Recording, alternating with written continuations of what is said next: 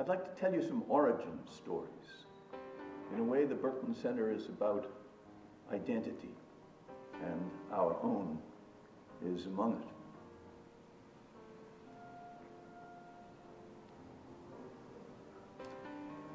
We actually started as a center in an evidence class in which Jonathan was my student. This was a remarkable class. It was one of our winter workshop classes, 3 weeks straight. I'd received a grant from Steve Brill of $10,000 and used it to rent 20 Mac Quadra machines. Our class was in Austin North, amphitheater class, 120 seats, whatever. 8 times 20, no, we had 160. Oh my God, did we? Yes, we did. We formed the class into groups of 8 and gave each one a machine and basically set them to work for 3 weeks. We were blessed with a winter snowstorm, the likes of which you have never seen. This place was buried. Nobody could move. So everyone just got together and worked and figured out what this thing was about.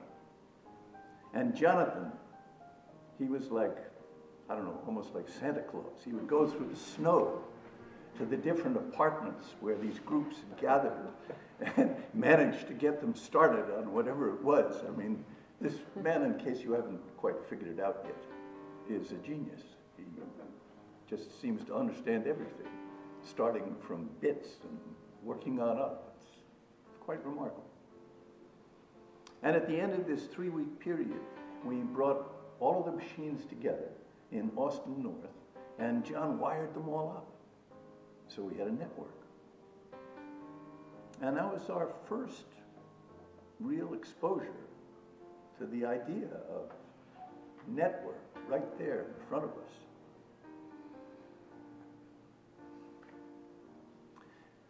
The way this thing got started, after that, Jonathan went off to clerk for a judge in Washington, D.C. And the idea formed of doing a center. And so when he got finished his clerkship, John came back here, but he had no office, no appointment, no place to live. So he lived with me and Fern and shared my office, 50-50, desk. And that was the first start of the Berkman Center.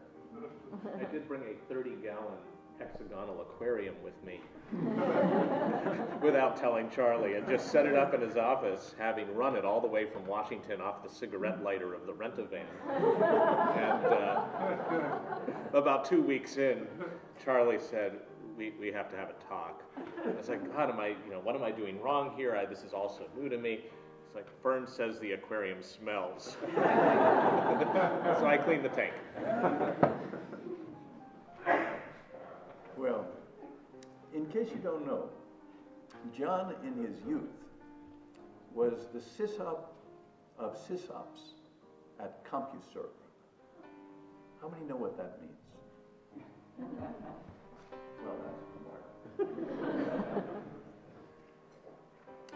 What it means is that he was the guy who had to resolve the disputes that arose amongst all of the other people who were leading discussion groups. He was like the senior dispute resolver.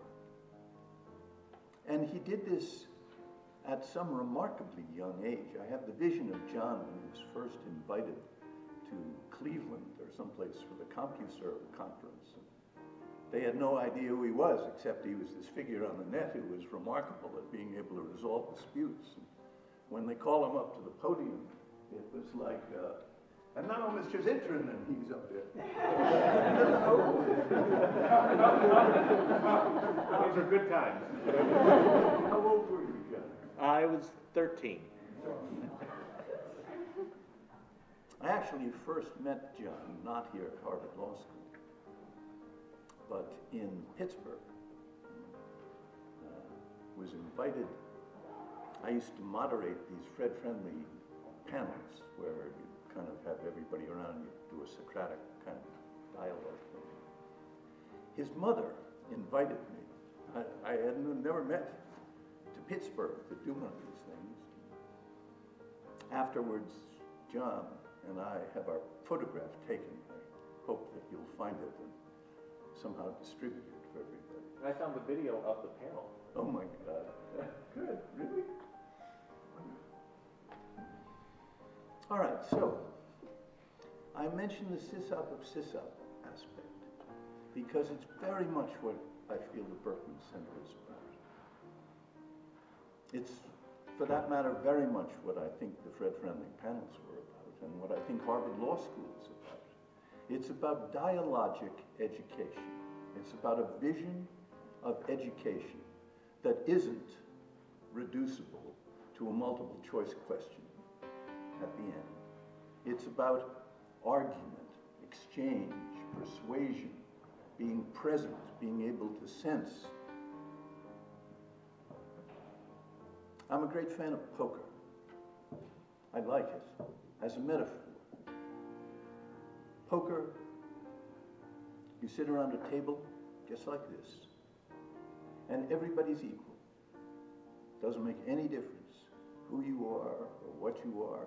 It all just comes down to how you play your chips. And really, that's such a wonderful metaphor for the law and for discussion in law, and ways in which one can think about advancing strength and metaphors for credibility. I've just always found it extraordinarily rich.